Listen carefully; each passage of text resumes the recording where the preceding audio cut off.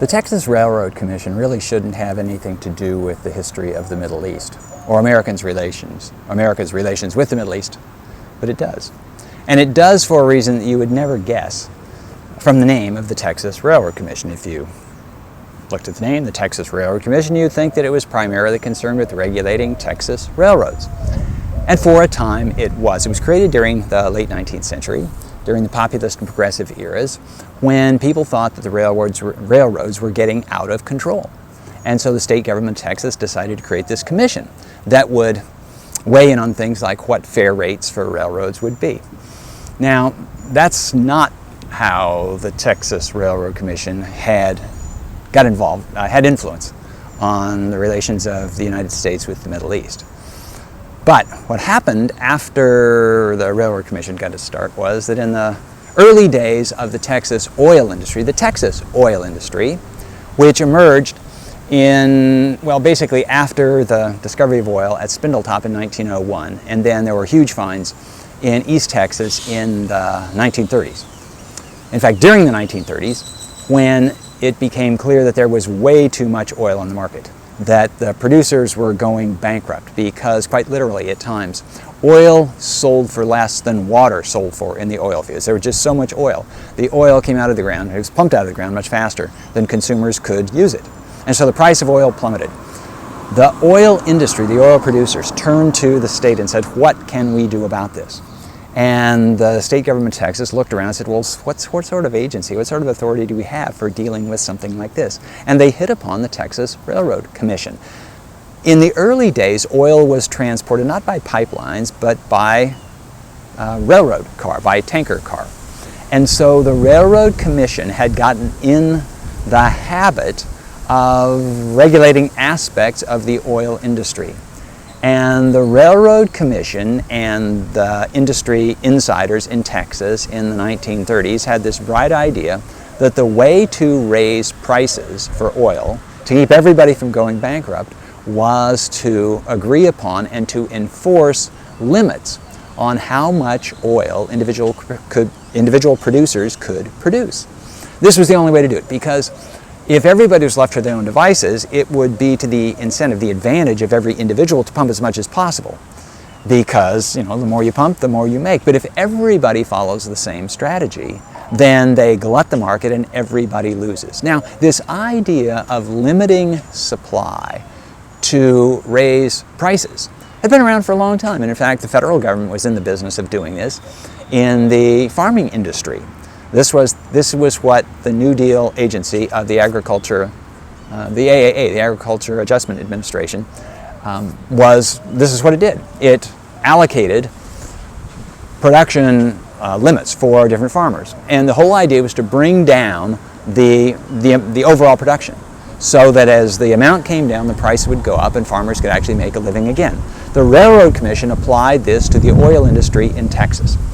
Texas in the 1930s was the principal American oil producer, to the point where a particular kind of oil, West Texas Intermediate, became a benchmark for oil prices generally. And certain prices were known to be more than West Texas Intermediate, or WTI. Some prices were less. But if you knew what WTI was, it was sort of like the Dow Jones Industrial Average in looking at stocks. Most people don't buy the Dow Jones average as an index. They buy different things. But if the Dow Jones is going up, then presumably other stocks are going up too. Likewise, if West Texas Intermediate was up, then presumably other prices went up as well. So the price of West Texas oil from the Permian Basin, from places like Midland and Odessa, was so important in American oil prices that it became a benchmark. In fact, in Texas production, and American production was such a large part of world production that West Texas Intermediate became something of a benchmark for world oil prices. But my point in all of this is to show that this idea of producers gathering together to deliberately limit their production in order to raise prices caught the attention of producers elsewhere. And in the 1950s, culminating in 1960s, oil producers internationally began to think, that Texas Railroad Commission model is a pretty good idea. In 1960 was established the Organization of Petroleum Exporting Countries. This was basically a trade association of oil-producing countries.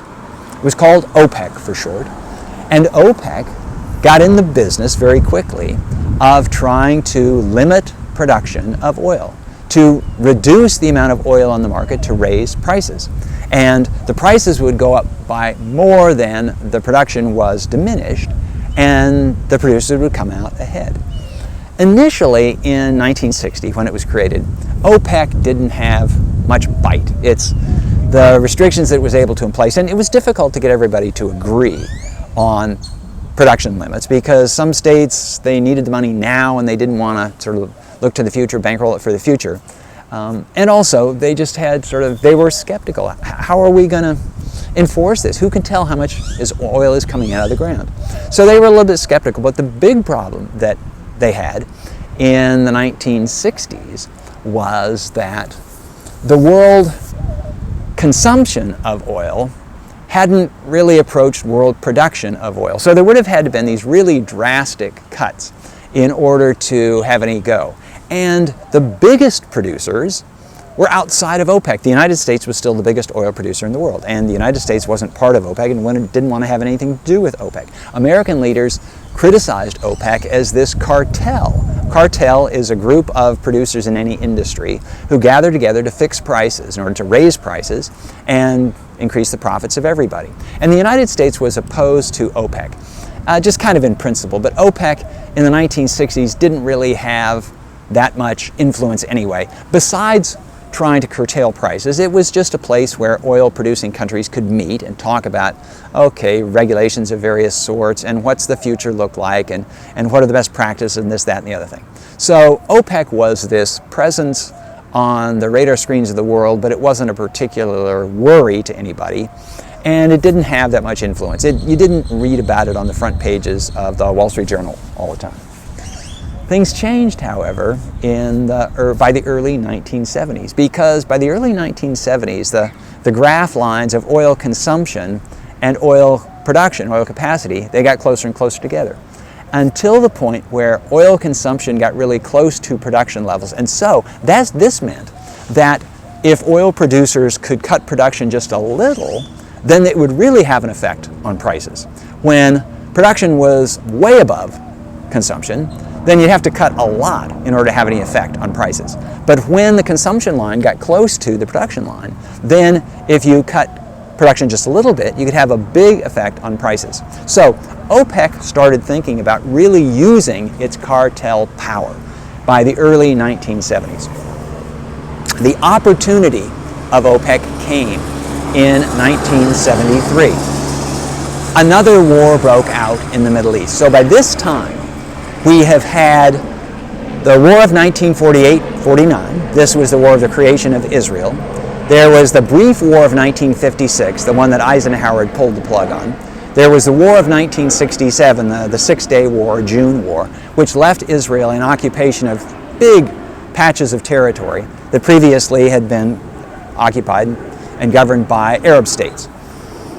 So after the Six-Day War, which was humiliating for the Arabs, because they had been just beaten up badly by Israel, this country that had many fewer people, this country that was only one of Israel and all the Arab states around, and Israel nonetheless had manhandled the Arabs.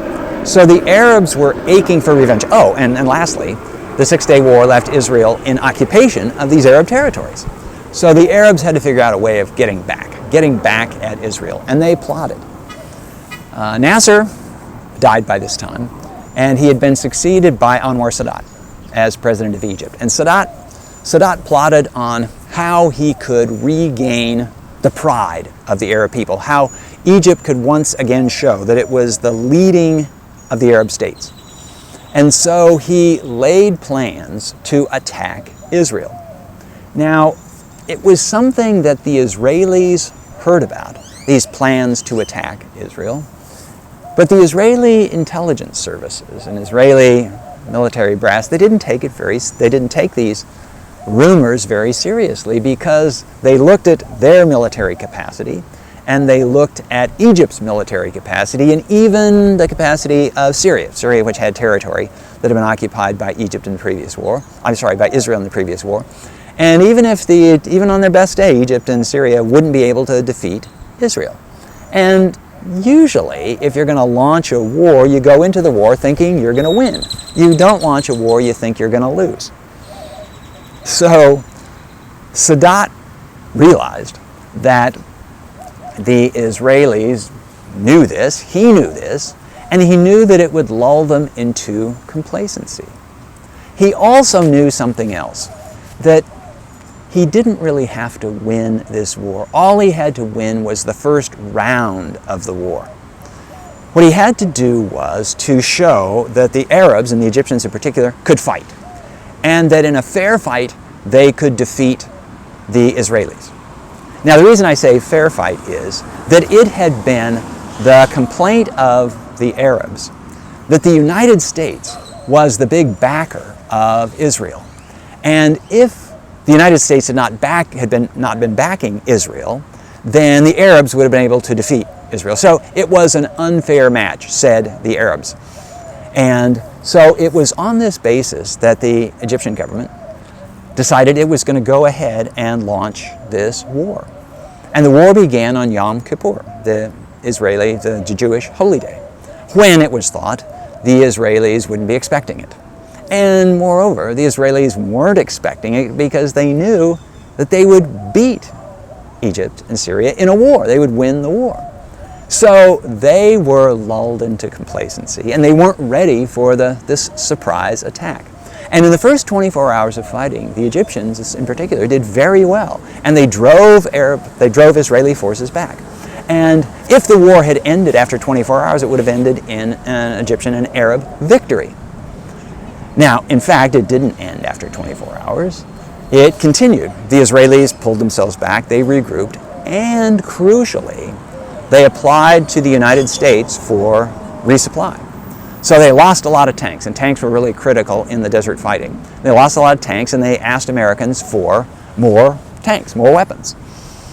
And the United States, not willing to let Israel be driven into the sea, not willing to let Israel be defeated, because, again, Israel seemed to be a good partner for the United States in the Middle East. The United States never had a formal alliance with Israel, because that would be too much. That would provoke the Arabs too much.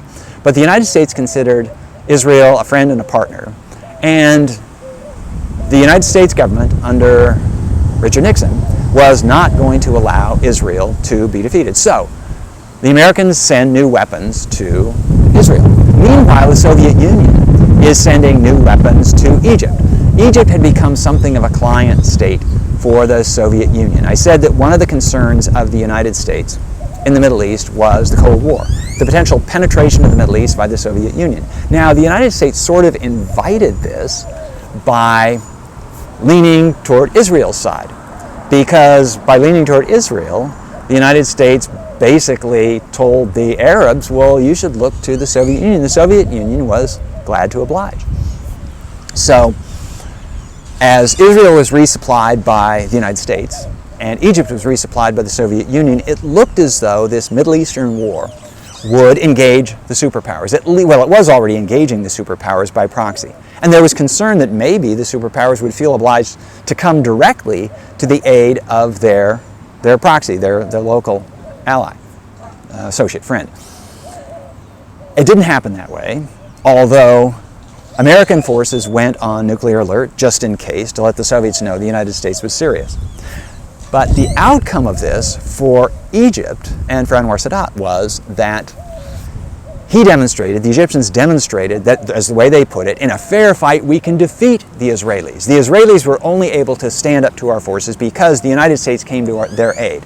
And so it was something of a moral victory for Egypt and the Arabs. In fact, it was enough of a moral victory for Egypt that afterwards Egypt was in a mind to work out a peace deal with Israel. And in fact, a peace deal was brokered by Jimmy Carter when Jimmy Carter became president. And Carter brought the leaders of Egypt, Anwar Sadat, and of Israel and Menachem Begin to Camp David, the presidential retreat in the Maryland mountains outside of Washington, D.C. And for almost 2 weeks, Carter had the two together. There were times when they talked about leaving. They were frustrated. They couldn't get the deal that they wanted. But Carter almost kept them under house arrest. I exaggerate a little, but they could have walked out. But Carter insisted that this was a historic moment. Israel certainly wanted a peace deal, a peace treaty, where the largest of the Arab states, Egypt, acknowledged Israel's right to exist. This would be huge for Israel. And what Egypt wanted was the territory that it had lost in the Six-Day War. It wanted this back. And also, Egypt had had enough of feeling that it was always going to be responsible for Israel. And the Egyptians were willing to let the rest of the Arabs, in particular the Palestinians, the ones who had been displaced by the original creation of Israel and who found themselves under Israeli occupation after the 67 war, Egypt wasn't going to be carrying their water forever. So Sadat and Begin came to an agreement. And the agreement was that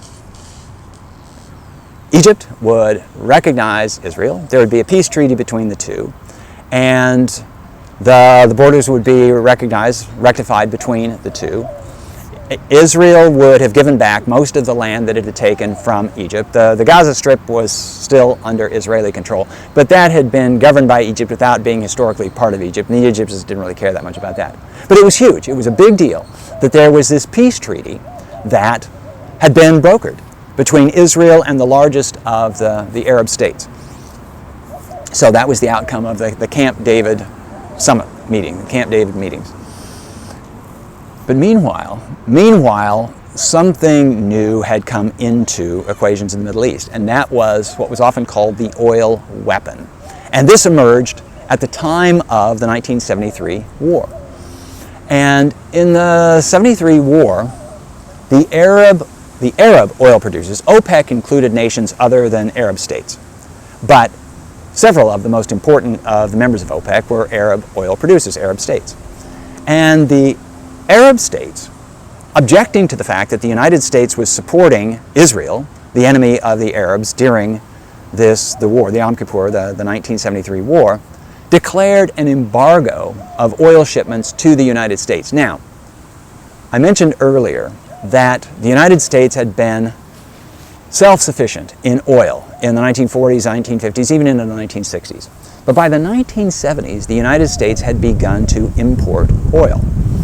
And once the United States began importing oil, the United States became very sensitive to changes in the world price of oil.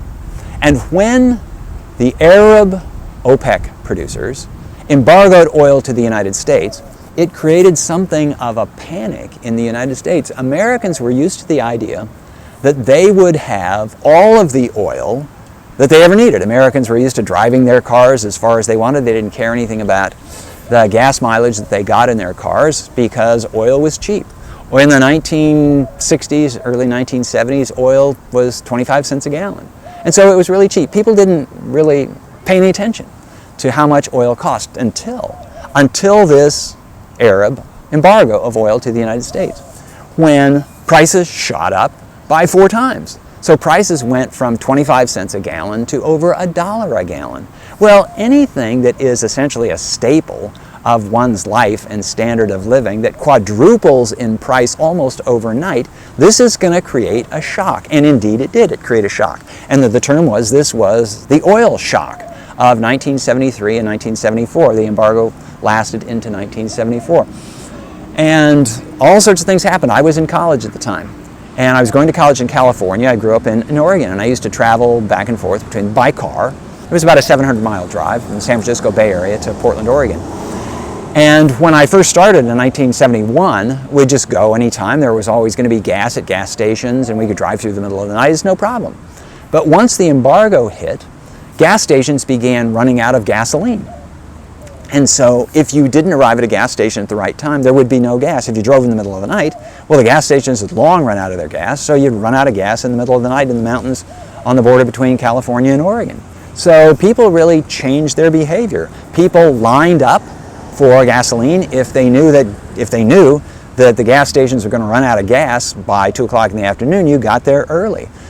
Several states adopted a practice of rationing gasoline depending on what the last digit of your license plate was. So, for example, if your license plate ended in an odd number, 1, 3, 5, 7, 9, and so on, then you could get gas on Monday, Wednesdays, and Fridays.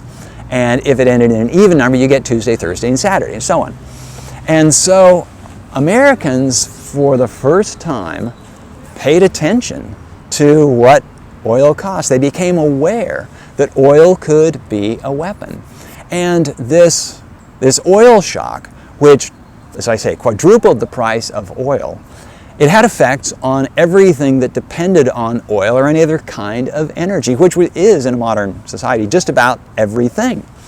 And so there were already inflationary pressures in the United States. There were hangovers from the Vietnam War, from the Great Society, that left the federal budget often in deficit. And so those created inflationary pressures. And now the shock of oil prices sent prices up across the board. And for an extended period during the 1970s, Americans would wrestle with inflation. And it was a problem that American administrations dealt with, a problem that the American people dealt with. And a lot of the timing of the inflation dates from this first oil shock. So anyway, this is a situation, and it's something that Americans are dealing with. Now, there were some people in the United States, Texas oil producers, were delighted with this. The world price of oil goes up, West Texas Intermediate goes up, and we all get fat and happy. But although there are a lot more oil consumers than there are oil producers. And while Texas was happy, because Texas being a producing state, states that weren't producers, the states of New England, the states of the upper Midwest, they were very unhappy. Texas was not a popular state in the American collective imagination in the 1970s. And so this was the situation through much of the 1970s, and it vexed the administration of Gerald Ford, who had to deal with inflation. But it also had this paradoxical effect, or what seemed to be paradoxical before then. It was usually thought by economists that there was a trade-off between inflation and unemployment. When unemployment was high, when a lot of people were out of work, they couldn't bid up their wages. They would have to take whatever employers offered. And so if unemployment was high, inflation was low. By contrast, if inflation was high, that usually was a signal that unemployment was low, because there weren't many workers looking for jobs, and therefore they could demand higher wages, and those higher wages would get passed along in the prices. But in the 1970s, in the mid-1970s, there was this combination of inflation and unemployment. Because one of the things that the high price of oil did, although it helped producers of oil in Texas and a few other producing states, California, Oklahoma, the high prices, they depressed demand, and they caused a recession. And for the first time in American history, there was this odd combination of inflation and stagnation referring to employment. And there was a term that was coined to deal with it, stagflation. And the American economy was probably more miserable during the 1970s than at any time since the 1930s.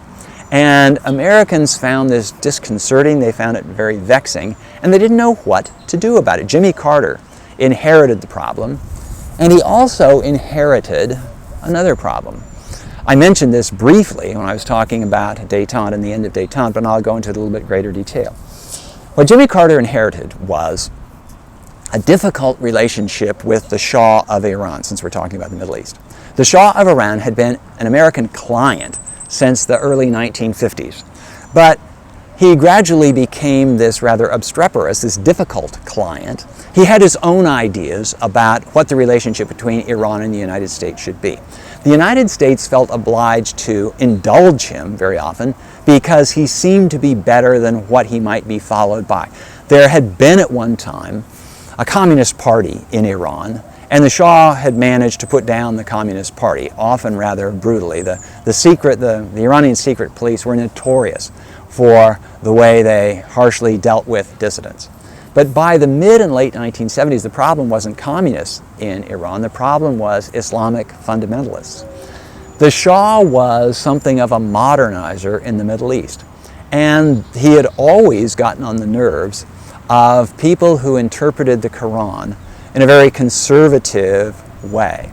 and who thought that the Muslims of the world, not just the Arabs, and the Iranians were not Arabs, but Muslims of the world would be better off if they reverted to earlier interpretations of the Quran and their ways of living.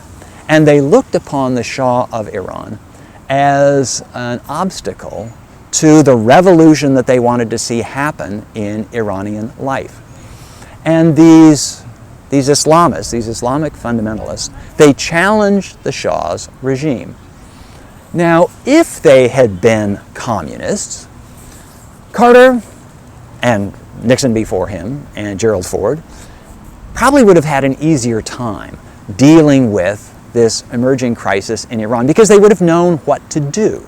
Communists, these were opponents these were potential enemies the United States was used to. It's true, this was the era of détente, but still, if Iran looked like it was going to being taken over by communists or agents of the Soviet Union, which wouldn't have been outlandish given the fact the Soviet Union had a border with Iran, then the United States would have had an easier time dealing with it. But what do you do with these religious fundamentalists? Where do they fit on the spectrum? They were anti-communist, so it didn't raise immediate concerns about the Cold War, but they were also anti-Shah and anti-American because the United States was this mentor, this supporter of the Shah. So Carter's administration couldn't figure out quite what to do about the Iranian Revolution. And as I mentioned earlier when I was talking about détente and Carter's preference for human rights, the Shah by this time had become a rather egregious violator of human rights in Iran. So it was relatively straightforward, if not necessarily easy, for Carter to say the Shah needed to reform. Well, the Shah didn't want to reform. And the Shah kept thinking that when push came to shove, the United States would support him. But Carter wasn't about to let that happen. Carter had taken the point of view that sometimes change is necessary. Change might be difficult, but sometimes it is necessary.